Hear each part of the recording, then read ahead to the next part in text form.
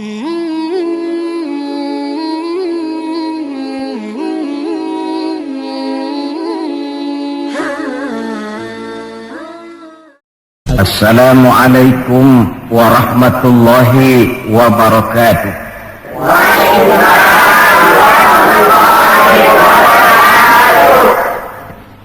Bismillahirrahmanirrahim.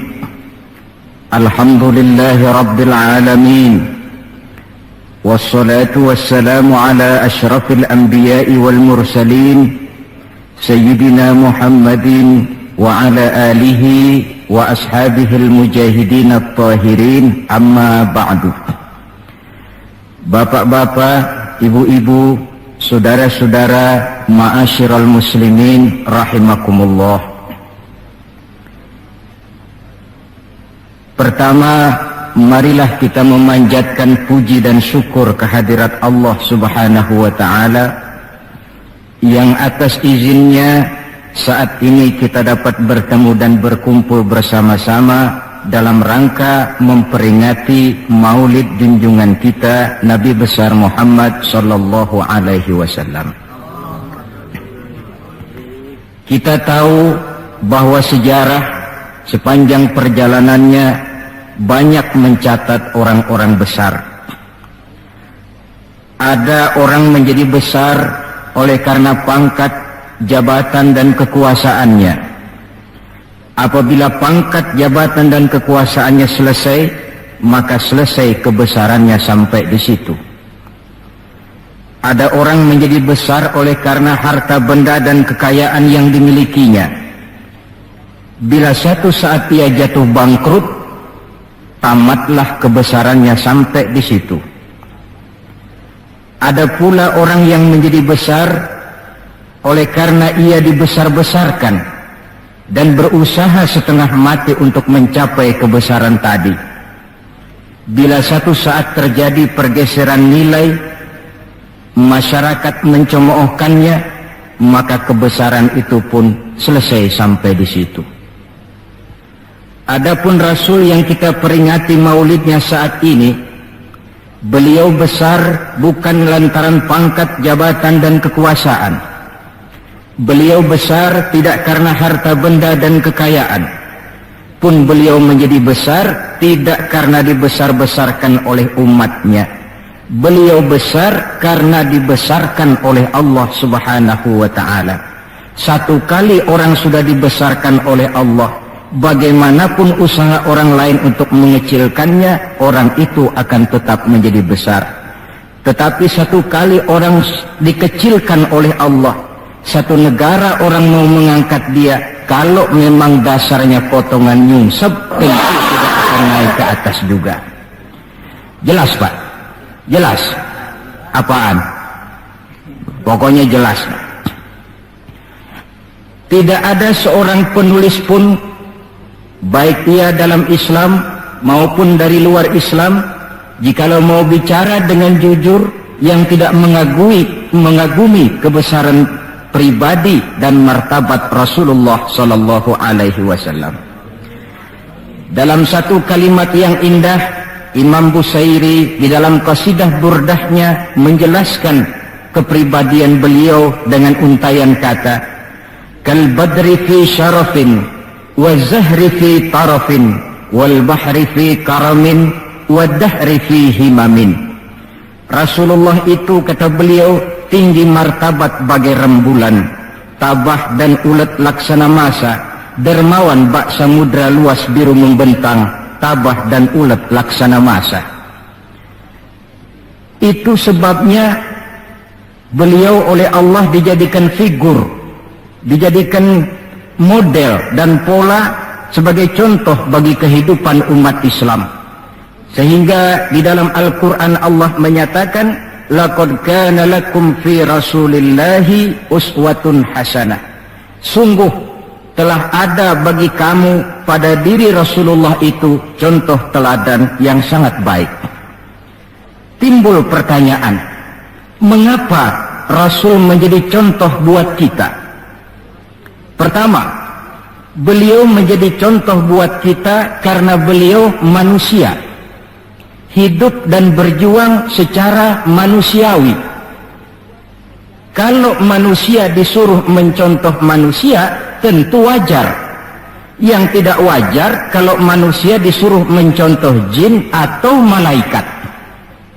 Maka dalam ayat Quran Allah menyatakan, laqad ja'akum rasulun min anfusikum. Sungguh telah datang kepadamu seorang rasul, yang rasul itu berasal dari jenis kamu manusia. Saudara-saudara, kalau rasul yang diutus Allah itu jin atau malaikat, kemudian berhasil di dalam tugasnya, barangkali kita tidak perlu kagum. Datang rasul ke dunia ini, rasulnya jin. Saya yakin satu dunia mungkin orang beriman semua, tetapi bukan karena ikhlas dan yakin, mungkin karena ngeri sama rasulnya. Bayangkan kalau rasul jin dia turun ke alam ini dengan segala macam tingkah polanya, mungkin orang sedunia akan menjadi beriman.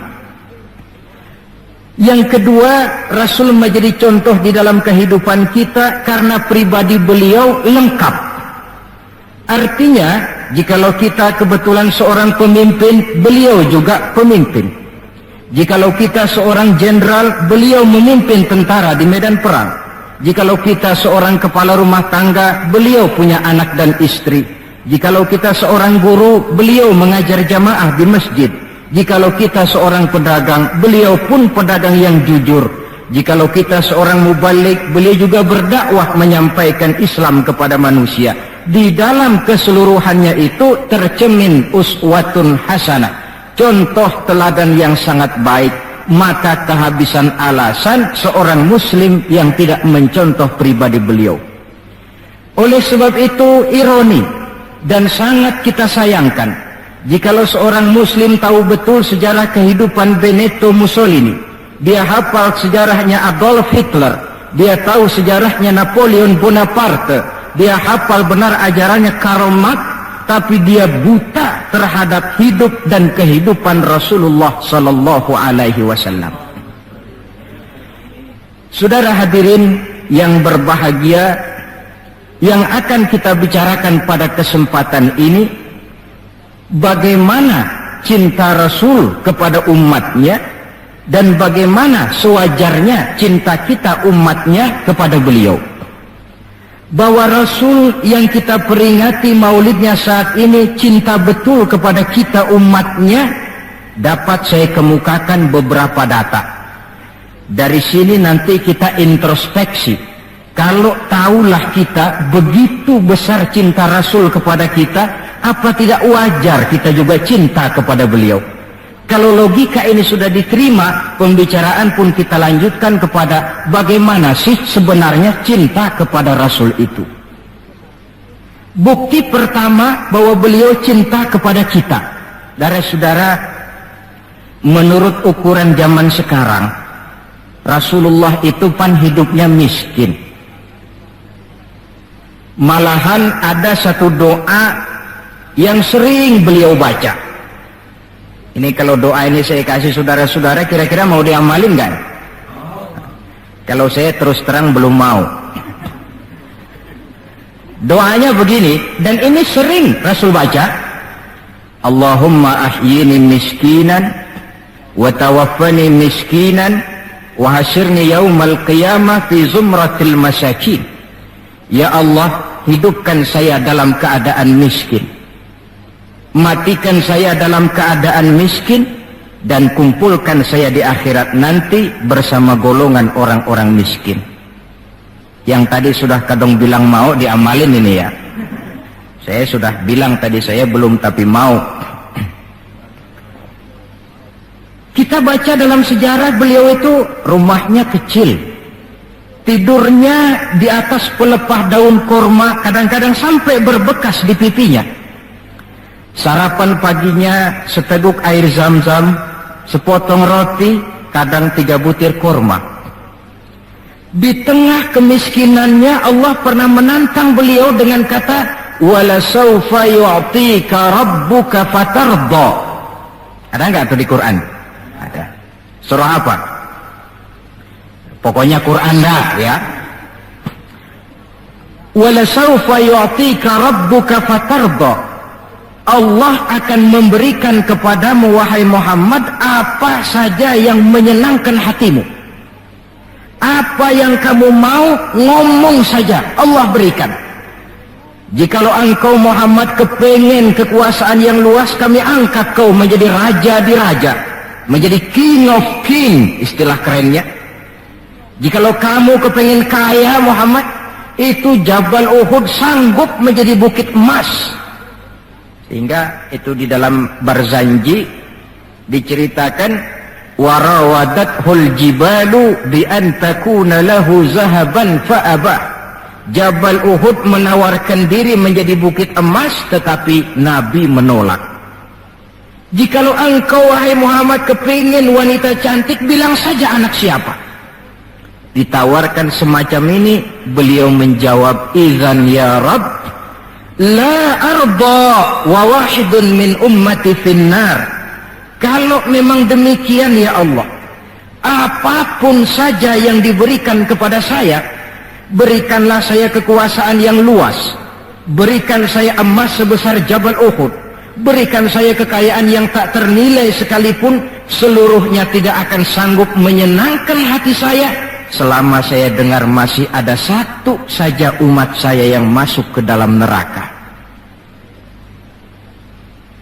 Ternyata di tengah kemiskinannya, tawaran harta tidak menggiurkan beliau.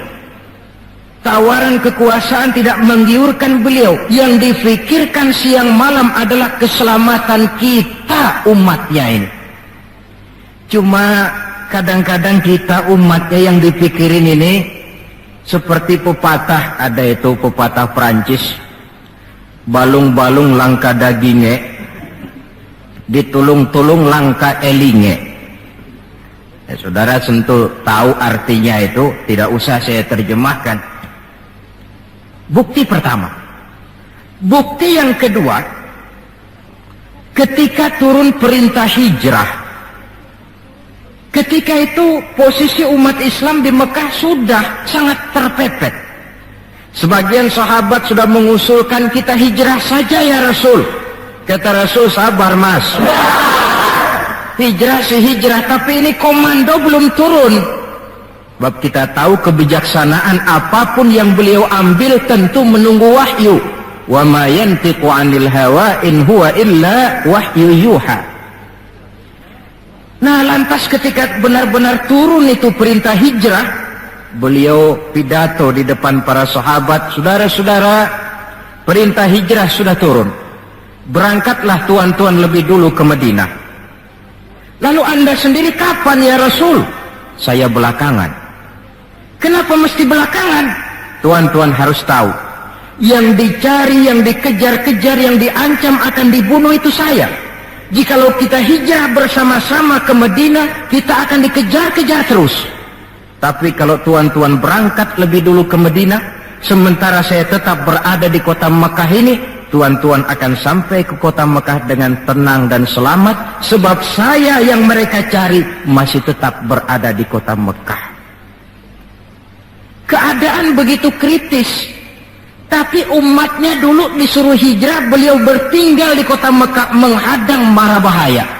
Ini rupanya pemimpin lebih mementingkan keselamatan orang yang dipimpinnya daripada keselamatan dirinya sendiri. Enggak mentang-mentang turun perintah hijrah terus ngepak koper, udah ya gue duluan.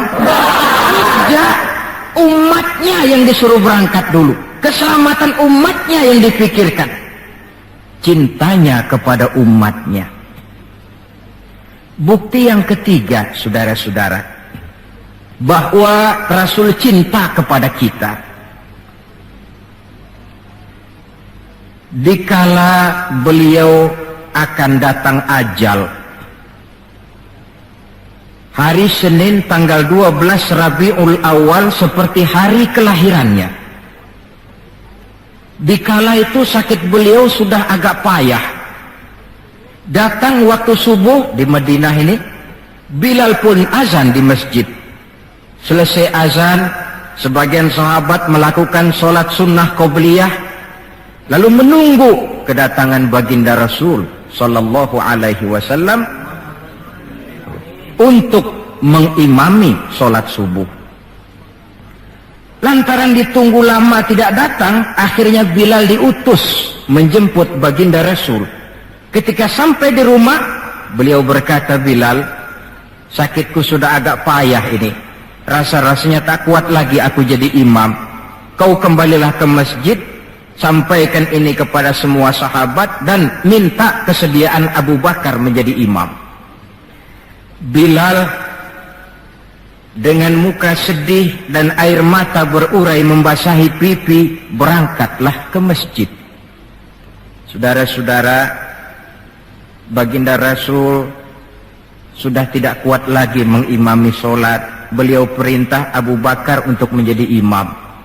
Kata Abu Bakar, "Saya tidak mau jadi imam kalau baginda Rasul masih hidup." Ini termasuk akhlak, etika para sahabat. Akhirnya satu masjid nangis semua. Sholat subuh belum nangis. Sampai tangisan itu kedengaran ke rumah Nabi. Beliau berkata kepada putrinya Fatimah, "Coba kau lihat kenapa orang di masjid nangis." Setelah Fatimah kembali lapor, "Abah, mereka sedih karena sadar bahwa saat berpisah sudah hampir datang." Kalau begitu, suruhlah Bilal kemari. Datang Bilal, dipapah Rasul berangkat juga ke masjid mengimami sholat. Sholatnya ringkas karena beliau sakit. Dan memang beliau juga mengajarkan, "Idza amma ahadukumun nas falyukhaffif." Kalau kamu jadi imam, ringankan sholatmu. Kalau jadi imam jangan panjang-panjang. Sebab apa? Di belakang kamu yang jadi makmum itu orangnya tidak sama semua. Ada orang tua yang diri saja sudah payah. Ada orang yang punya penyakit darah tinggi, kalau sujud kelamaan kepalanya ngebet.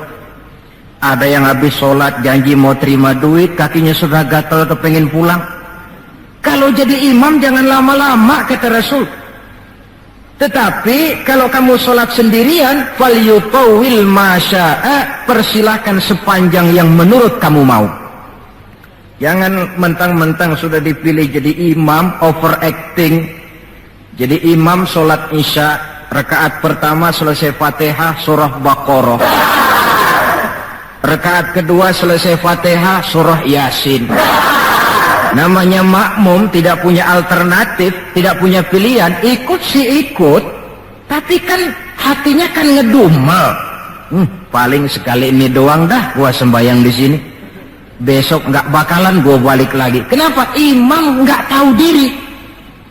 Jadi bahasa lain, kalau dalam bahasa sosial ini, imam harus ngerti aspirasi makmum. Pemimpin mesti tahu kehendak orang yang dipimpinnya. Kalau tidak, yang akan timbul pasti partisipasi semu. Yang saya khawatir, kalau makmum dipaksa mengikuti maunya imam, yang akan makin subur ialah timbulnya mental-mental munafik. Manis jika berhadapan, balik belakang lain bicara. Pandai bermain minyak di atas air, tapi pada gilirannya menggunting dalam lipatan, menjegal kawan seiring. Sopannya kayak belangkon, depan rata, belakang ngepelin. Tentu kan tidak enak timbul partisipasi yang semacam ini. Selesai sholat, baginda Rasul bangun, lalu pidato singkat di depan para sahabat. Saudara-saudara, rasa-rasanya saat berpisah sudah akan datang. Lama kita bergaul, tentu sedikit banyak terjadi kesalahan yang saya lakukan. Maka barang siapa yang pernah saya pukul tanpa saya sengaja, balaslah sekarang.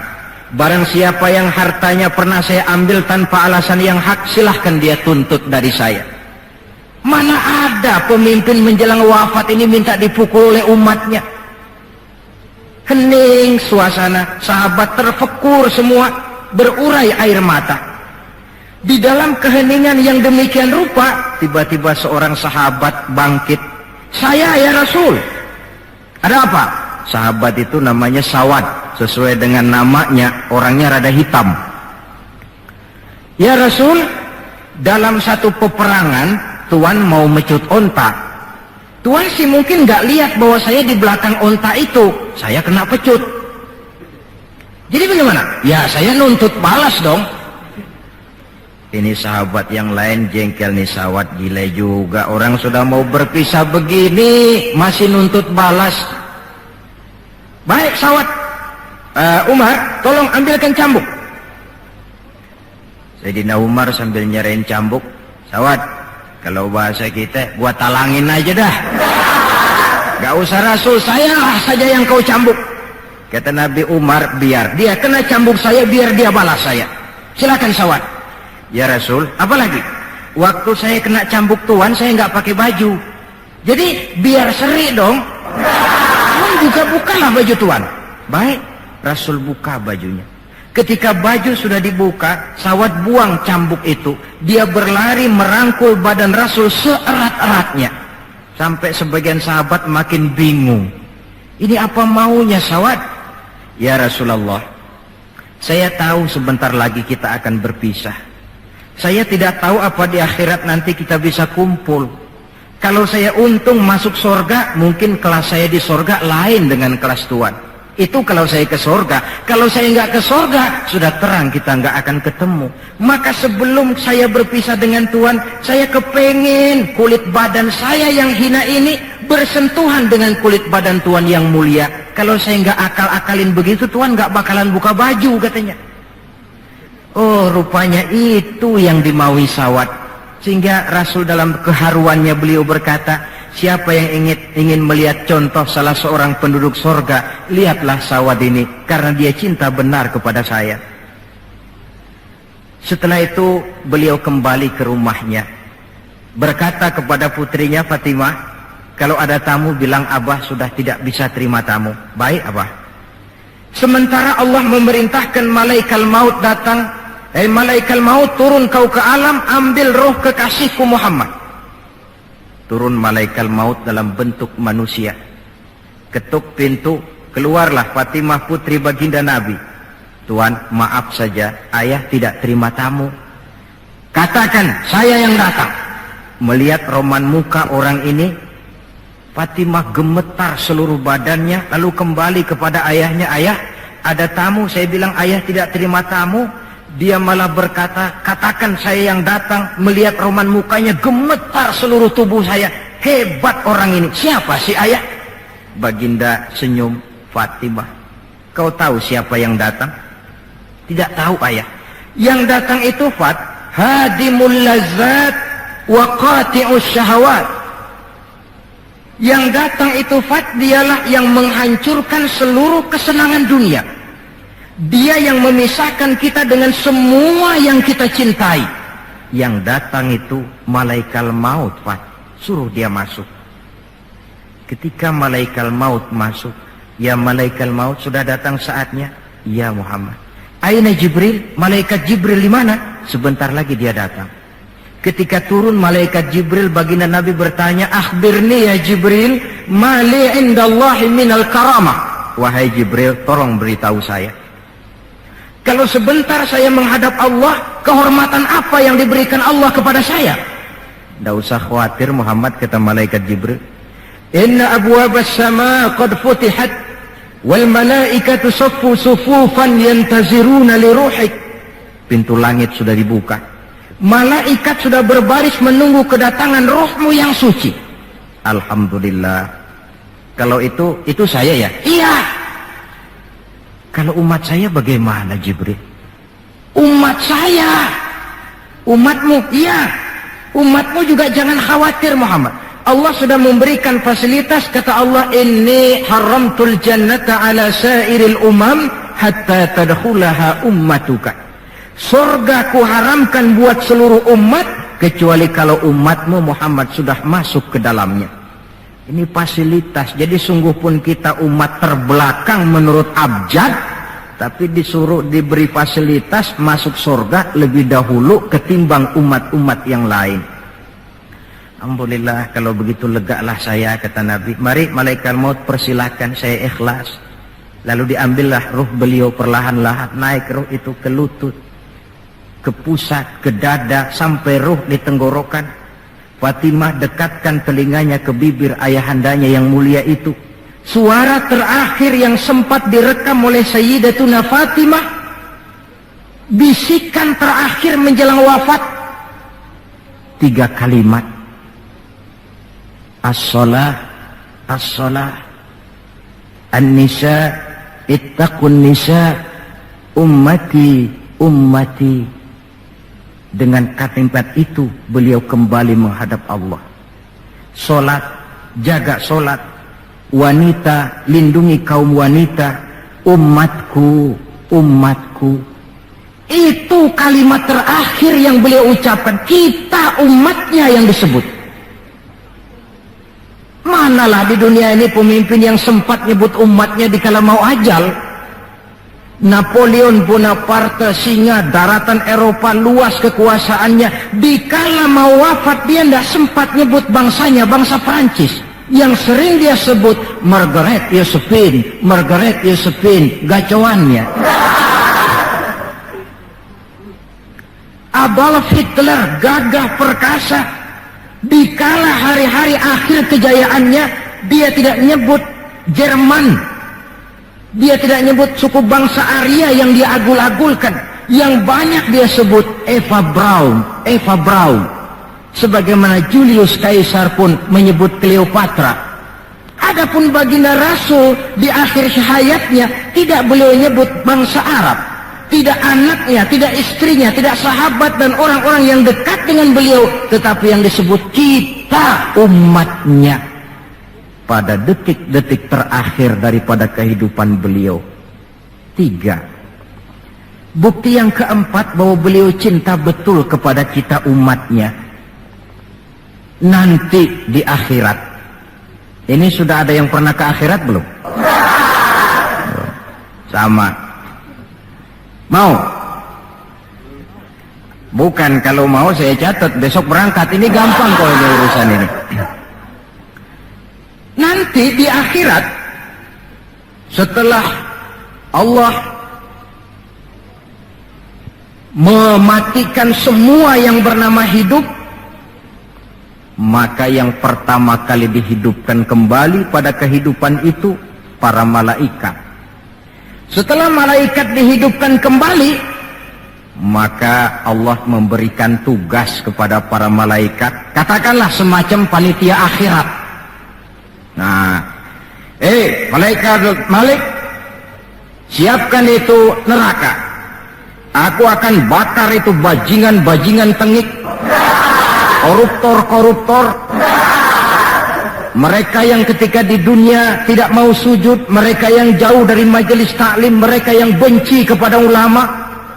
Kau Ridwan, siapkan surga. Aku akan balas hamba-hambaku yang ketika di dunia mereka rajin sujud, dekat dengan ulama, menyintai majelis taklim, gemar berbuat kebajikan.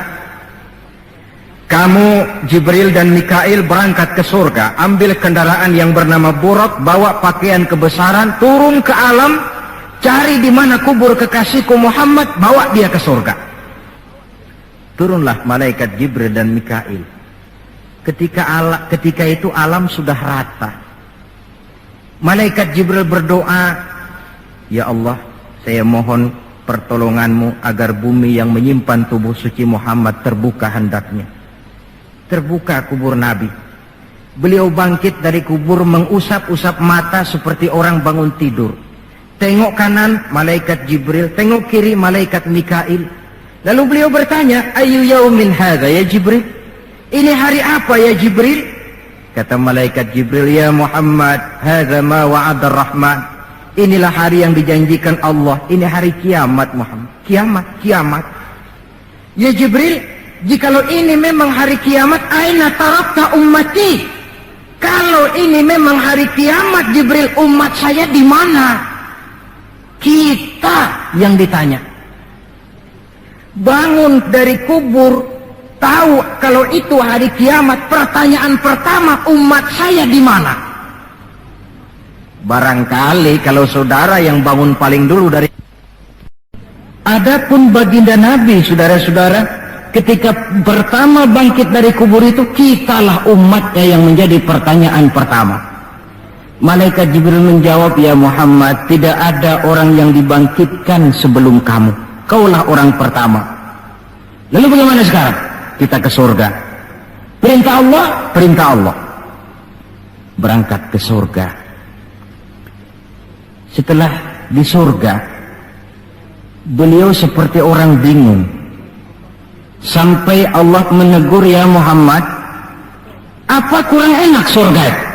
Enak ya Allah. Apa tidak cukup fasilitas? Cukup. Kenapa kamu seperti orang tidak betah? Saya mikir umat saya ya Allah. Iya, saya sudah enak-enak duduk di kursi empuk. Umat saya bagaimana umat saya? Jadi mau kamu bagaimana?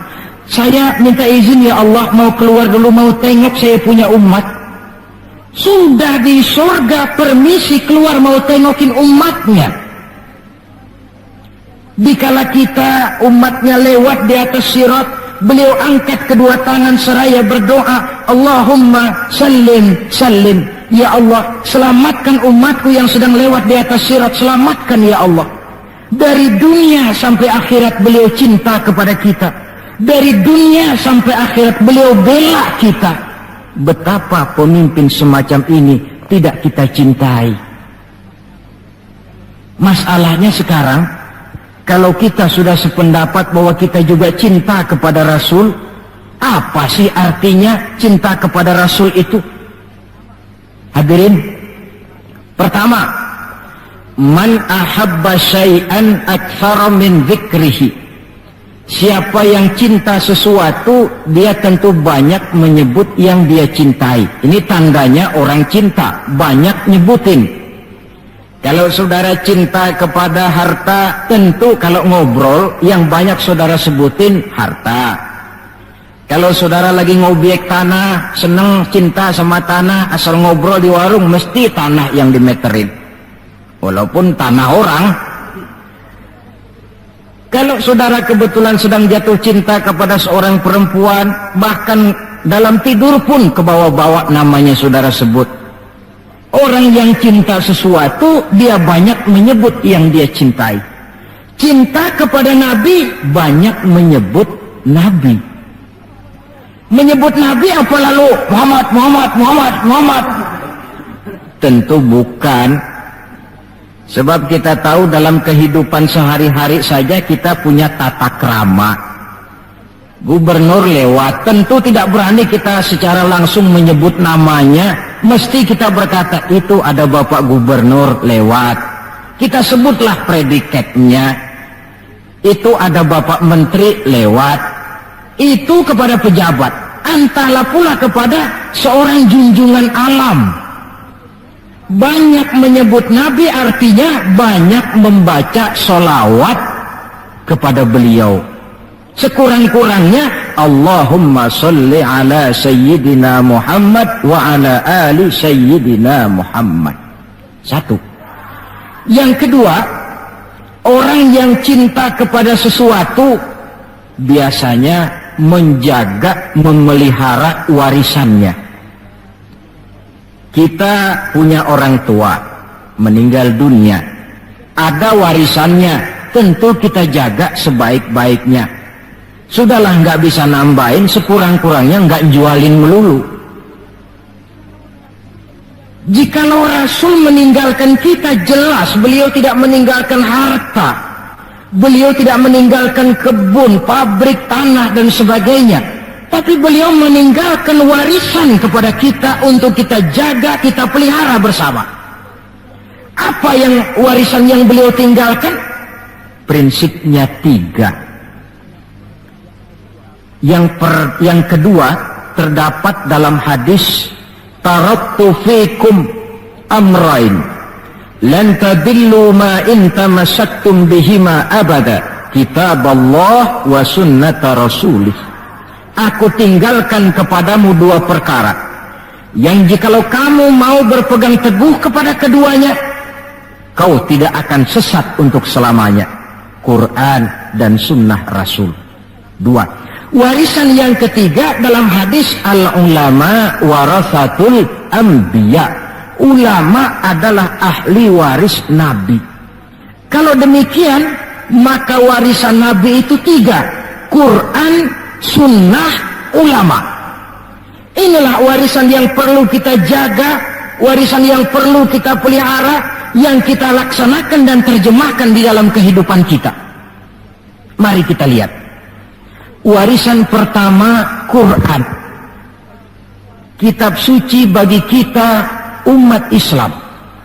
Bagaimana cara kita memelihara warisan yang namanya Quran ini?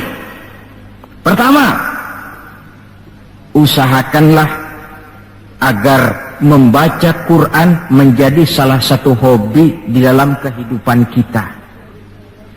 Kata Nabi, innallazi laisa fi jawfihi syai'un minal Qur'an kal bait. Orang yang dari tenggorokannya tidak pernah keluar ayat Quran barang sepotong pun, belum pernah ngaji barang seayat pun, itu orang, kata Nabi, kayak rumah kosong. Rumah biar bagus, potongan Spanyol, gede, mahal, kalau kosong kan angker. Kuntilanak, tuyul, memedi, betah di situ.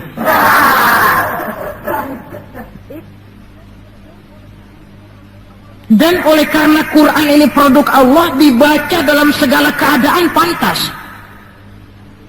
Di gubuk reot di pinggir kali ada orang baca Quran, pantas. Di rumah mewah ada yang baca Quran, cocok. Kemudian orang sedih baca Quran, terhibur. Orang gembira baca Quran, tidak menjadi lupa diri. Di istana ada yang baca Quran, pantas. Di depan kubur ada yang baca Quran, pantas. Orang kawin dibacakan Quran, bagus. Orang mati dibacakan Quran juga cocok. Lantaran dia produk Allah. Setelah membacanya, lalu meningkatkan kepada tahapan yang kedua, mencoba memahami isinya lewat segala kesempatan yang memang mungkin, entahlah dengan jalan mengaji, tukar pikiran, diskusi, banyak membaca, tetapi tentu dengan catatan bahwa kita memahami Al-Quran ini tidak bisa mengandalkan kemampuan intelektual semata-mata, seperti yang banyak gejalanya terjadi di zaman sekarang ini, di mana orang mencoba menggali hakikat Quran dengan mengandalkan kemampuan intelektualnya. Kadang-kadang bahasa Arab saja nggak ngerti, dia gali Quran cuma sekedar lewat terjemahannya. Yang saya khawatir akan timbul kecenderungan di mana orang mikir dulu baru nyari ayat. Akhirnya ayat Quran dicocok-cocokin sama pikirannya. Bukan ada ayat dipikirin, tapi malah mikir dulu baru mencari ayat. Saudara hadirin, munculnya pesantren-pesantren kilat dalam upaya memahami Islam. Secara pribadi saya bersyukur, merasa gembira, tetapi yang saya sayangkan jikalau dengan pesantren kilat itu lalu merasa bahwa diri sudah cukup. Setelah nyantren 1 minggu pesantren kilat, keluar pesantren sudah kayak pendekar, ulama anu salah, kiai anu nggak bener, ustad anu salah, semua ulama-ulama salah. Baru nyantren seminggu sudah semuanya salah. Lebih celaka lagi kalau nanti upaya memahami Islamnya, ini dalam bahasa sosialnya disebut frame of reference, seperti orang buta kenal gajah, yang mati-matian mempertahankan teori bahwa gajah itu tipis dan lebar seperti kipas, cuma karena kebetulan yang dia pegang baru sekedar telinga gajah. Maka upaya memahami Al-Quran tidak bisa dilepaskan kaitannya dengan bantuan orang yang ahli di bidang itu. Barangkali sudah banyak terjemahan Quran di dalam bahasa Belanda, bahasa Inggris, apalagi bahasa Indonesia, yang agak sulit sekarang mencari terjemahan Quran di dalam kehidupan kita. Saya sering ambil contoh ringan, umpamanya nih sensus versi saya. Konon kabarnya, menurut kata yang empunya cerita, penduduk Indonesia ini 90% beragama Islam, betul kan? Ya. Kalau saya numpang tanya, dari jumlah 90% ini, berapa persen yang bisa baca Quran? Kira-kira ada nggak separuhnya? Rasanya nggak ada. 30%? 20% ada ya? 20% adalah, kurang-kurang dikit sama kawan jadilah 20%. Dari jumlah 20% yang bisa baca Quran, numpang tanya lagi, berapa persen yang bisa baca dan tahu artinya? Ada 5%? Saya kira adalah 5% berikut santri-santri yang di pondok pesantren itu. Dari jumlah 5% yang bisa baca Quran dan tahu artinya, berapa persen yang bisa baca, tahu artinya, lalu mengamalkan ajaran Quran? Ini yang masih bisa dihitung dengan jari. Sehingga tidak heran bahwa umat ini mayoritas, tapi lebih sering jadi penonton daripada jadi pemain. Lebih sering jadi objek daripada menjadi subjek. Dalam bahasa Arabnya lebih sering menjadi maf'ul daripada menjadi fa'il. Sebab kuantitas yang tidak diiringi oleh kualitas, ini yang bahasa Nabi, ghusa'un ka ghusa'is sail, seperti busa di lautan.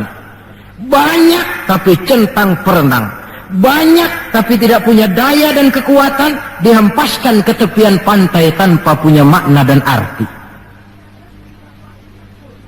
Kadang kita baca Quran, tapi sementara di pihak lain kita juga yang menginjak-injak isinya. Kita baca ayat, wa ahallallahul bai'a wa harramar riba. Allah halalkan jual beli, Allah haramkan riba, tapi renten ditelan terus.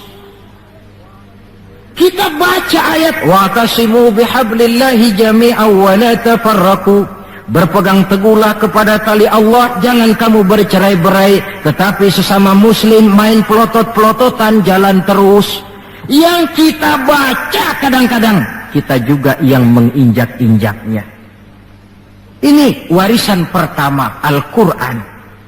Warisan yang kedua, sunnah Rasulullah Sallallahu Alaihi Wasallam, yang diantara fungsinya menjelaskan apa yang oleh Al-Quran tidak dijelaskan dalam bentuk detail.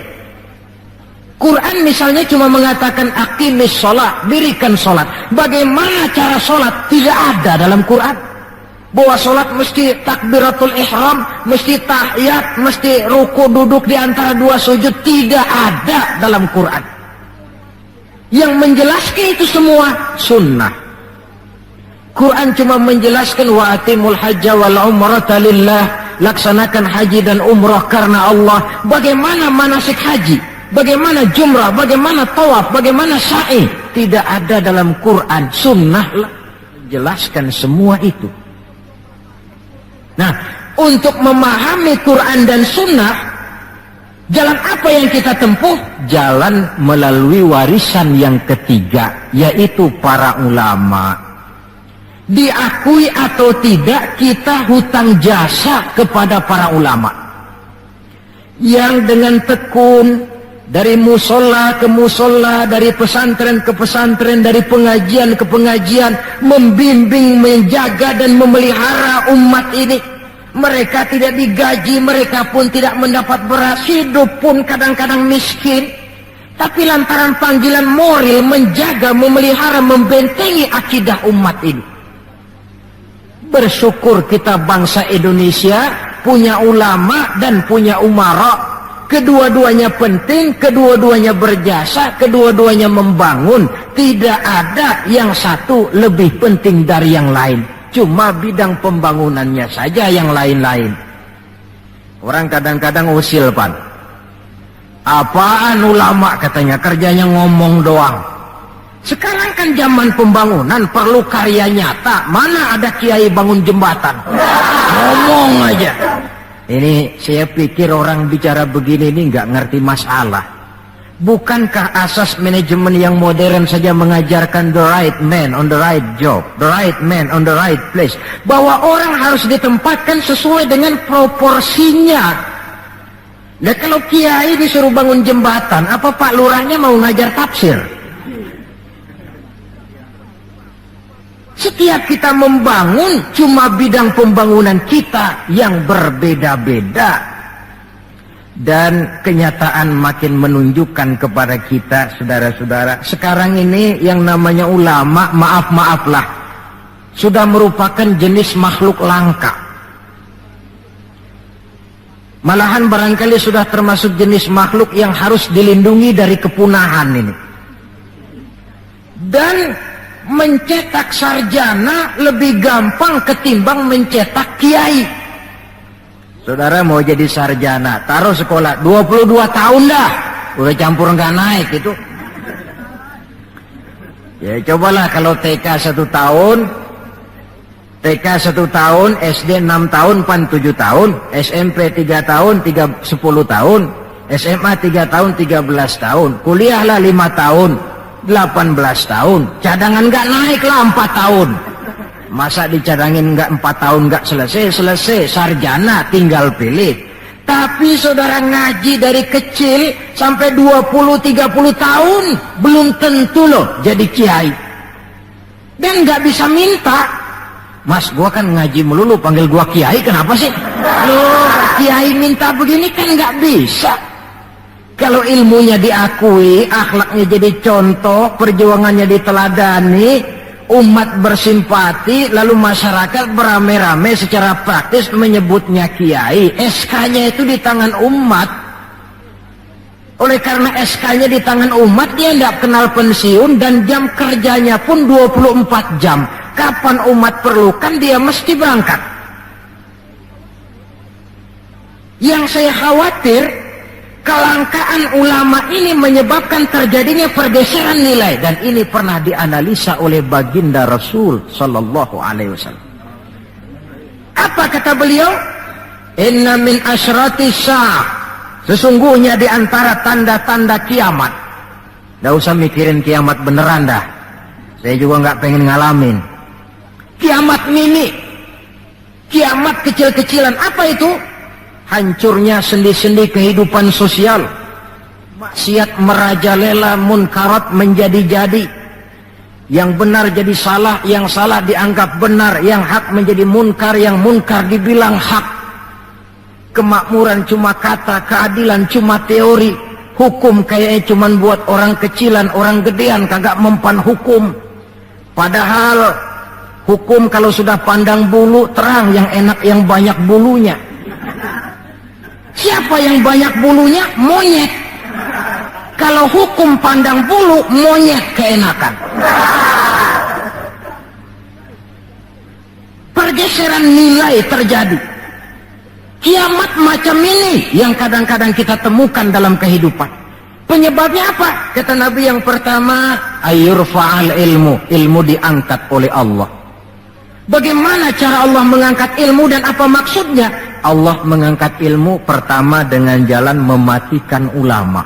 Makin banyak ulama wafat, makin banyak ilmu ditarik. Yang kedua, kurangnya minat orang belajar agama. Majelis taklim yang non formal atau yang formal seperti madrasah dan pesantren. Pikiran orang sudah pikiran perut. Sekolah sama dengan ijazah, ijazah sama dengan lapangan kerja. Dalam kondisi macam itu, madrasah mendapat perhatian sebelah mata. Maksudnya apa ilmu ditarik ini? Agama dikucilkan. Kalau 1-2 kali disebut-sebut agama, itu cuma alat pelengkap saja. Agama cuma pidato, agama cuma seminar, agama cuma kongres, agama cuma muktamar. Tapi bahwa agama jauh dari kehidupan sehari-hari, itu merupakan realita. Agama sudah tak ubahnya dengan daun pisang yang dikait di tepian jalan lantaran diri tak berpayung di ketika hari hujan. Dan manakala hujan usailah sudah, daun itu pun dicampakkan di tepi jalan, diinjak pula orang nan lalu. Dikala dilihat agama membawa untung, rame-rame teriak agama.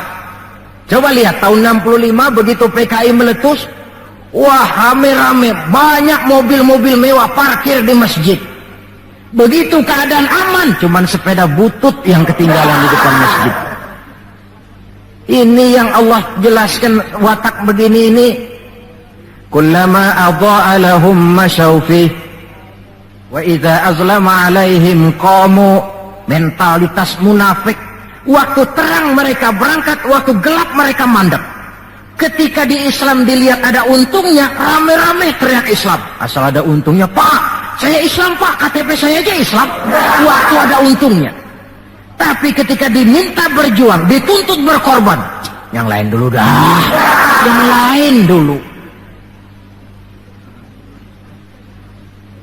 Nah, kalau ilmu sudah ditarik, timbul ekses berikutnya. Apa kata Nabi? Wa yuzharul jahlu, nampak kebodohan di mana-mana.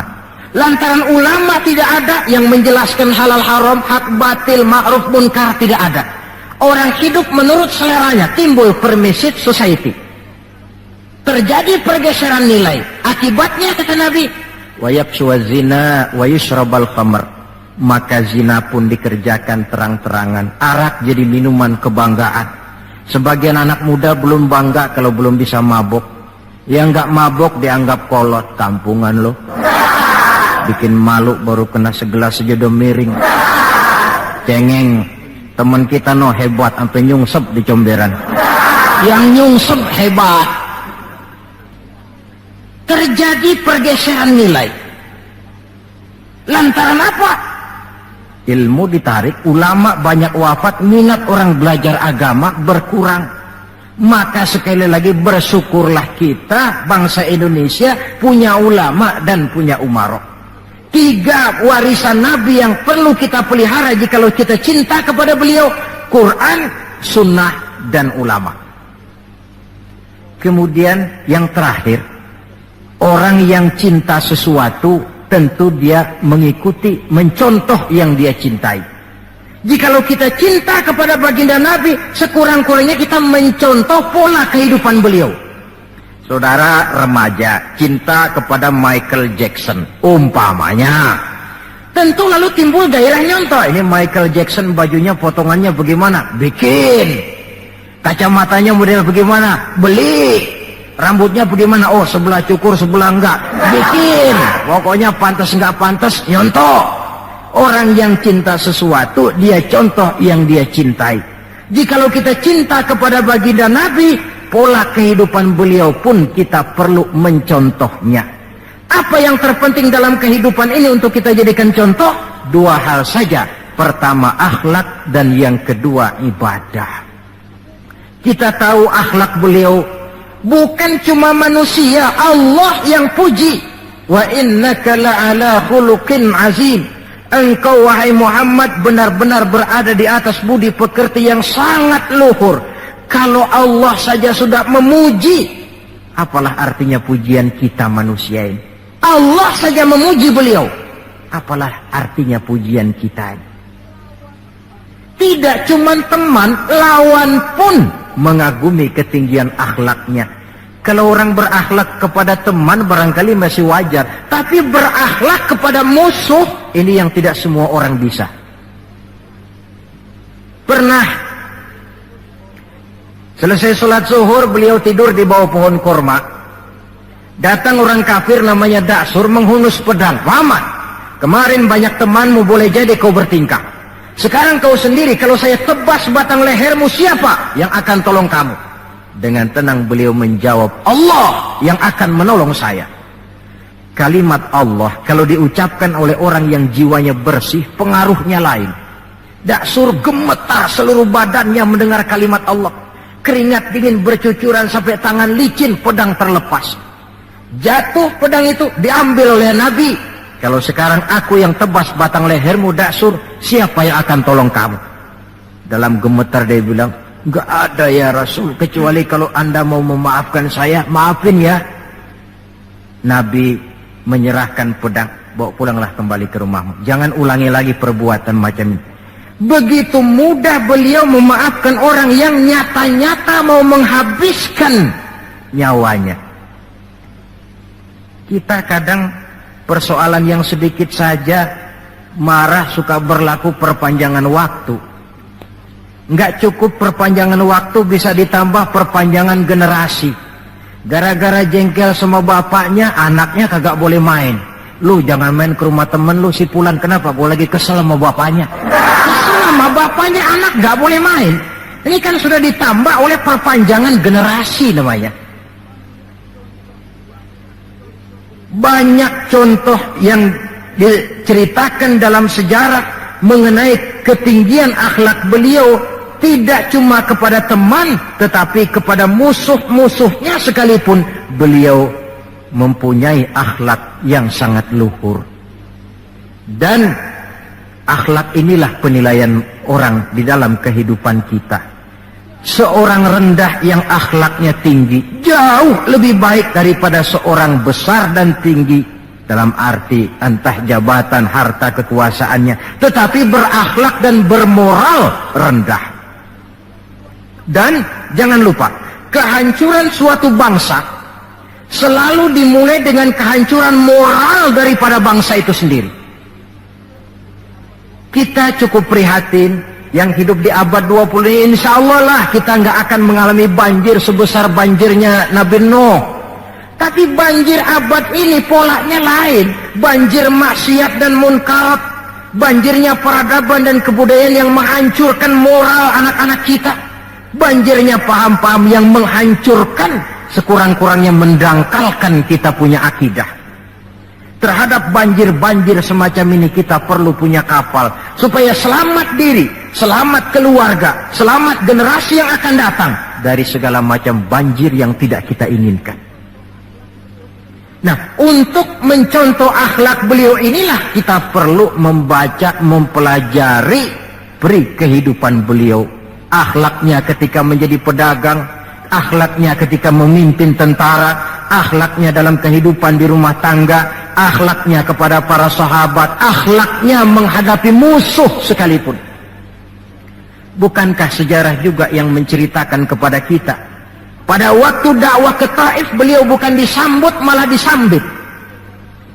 Ketika itu turun malaikat Jibril, ya Muhammad, kalau kau mau orang yang melontari kau dengan batu hancur, sekarang ini juga aku timpa mereka dengan Jabal Uhud biar mampus semua. Kata Nabi, jangan ya Jibril, saya ini diutus bukan untuk menghancurkan orang, saya ini rahmatan lil alamin. Jadi mau kamu apa? Saya cuma mau berdoa buat mereka. Allahumma hdi qaumi fa innahum la ya'lamun. Ya Allah, berikan hidayah, petunjuk kepada kaumku yang tadi melontari aku dengan batu lantaran mereka tidak tahu. Karena tidak tahu maka mereka lontari aku dengan batu. Andai mereka tahu, itu tidak akan mereka lakukan. Sudahlah dilontari batu, yang melontari batu malah didoakan dan doanya pun bagus. Akhlak di dalam kehidupan. Hal kedua yang mau kita contoh adalah ibadah. Hadirin, kalau ada satu-satunya manusia yang sudah mendapat jaminan ampun dari segala dosa, itu cuma baginda Nabi orangnya. Liyaghfira lakallahu ma taqaddama min dzambika wa ma ta'akhkhar. Ya Muhammad, dosamu yang dulu, yang sekarang, yang akan datang, jikalau memang ada, semuanya sudah dijamin ampun oleh Allah. Tapi makin diampuni, makin banyak ibadahnya. Lantaran sandaran vertikalnya benar, beliau dekat dengan Allah. Lantaran Allah dekat, pertolongan selalu datang. Bukankah manusia cuma pandai berusaha dan berusaha, namun kepastian sepenuhnya di tangan Allah. Kesanalah kita perlu berhubungan secara baik supaya maksud dan tujuan kita terlaksana. Nah, ibu-ibu dan bapak-bapak, maafkan saya agaknya cuma sekedar inilah yang dapat saya sampaikan pada pertemuan kali ini. Mudah-mudahan cinta kita kepada baginda Rasul bisa kita wujudkan dengan pertama, banyak membaca sholawat kepada beliau. Yang kedua, menjaga warisan yang beliau tinggalkan, Quran, sunnah, dan ulama. Dan yang ketiga, mencontoh beliau sesuai dengan batas kemampuan kita sebagai manusia. Sekian dan demikianlah, lebih kurang mohon maaf. Usikum wa iyaya bitaqwallah. Wassalamualaikum warahmatullahi wabarakatuh.